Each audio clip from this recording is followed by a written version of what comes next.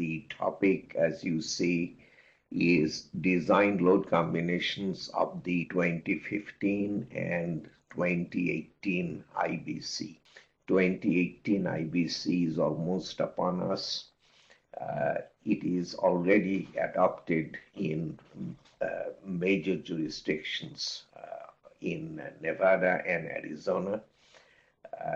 The California adoption date is January 1 of 2020, which is not that far away.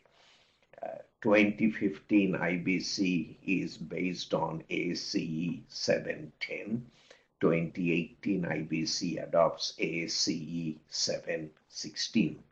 Now, the first question that I thought we need to discuss is there are design load combinations in section 1605 of the code, whether it's 2015 or 2018 IBC. There are design load combinations in chapter 2 of ASCE 7, and some things concerning load combinations are in section 12.4. That again is irrespective of whether you are talking about ASCE 710 or 16. And then you go to ACI 318.14. There are design load combinations in chapter 5. The ASCE load combinations are the source in a way, but there are enough differences between the IBC and the ASCE load combinations. And the same thing is true of IBC versus ACI 318 load combinations. So the question is, if you are designing a concrete structure, which set of load combinations do you use? They are definitely not identical. Is it the IBC load combination or the ASCE load combination or the ACI load combination? The answer is very clear cut, because IBC has a section in chapter 1, section 102.4.1.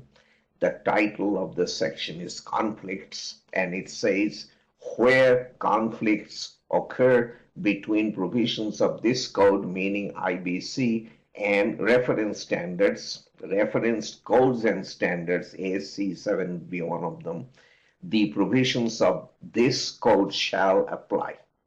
Okay, so because of that clause, for all designs here in the United States, you have to use the design load combinations in section 1605 of the IBC.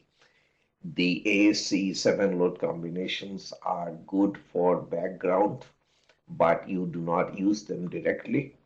And ACI 318 load combinations are the same.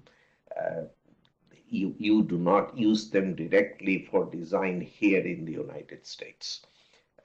There are many places abroad where they do concrete design by ACI 318 where they haven't heard of IBC or ASCE 7, and the design load combinations of ACI 318 are for use by those people. The next thing that I thought would be good to point out is while the code always takes precedence over a referenced standard, there are instances where the code differs to a reference standard. There are instances of that in 2015 IBC. There are instances of that in 2018 IBC. For instance, we will discuss it later. IBC requires certain things to be designed by the load combinations, including overstrength factor of ASCE 7. So that is a situation where the code is deferring to the reference standard. Okay, but if that kind of a situation doesn't arise, the code takes precedence over the standard. Okay, it's always that way. So what we will do today in this seminar is talk about the design load combinations and related items in the 2015 and 2018 IBC. I have included a significant number of questions and answers dealing with design load combinations, which we have received over the years from practitioners. Some of those I think are very instructive. Then we will go over design examples because numbers make things fall in place like nothing else. And finally, we have a few slides on serviceability due to wind, which is treated in ASCE 7.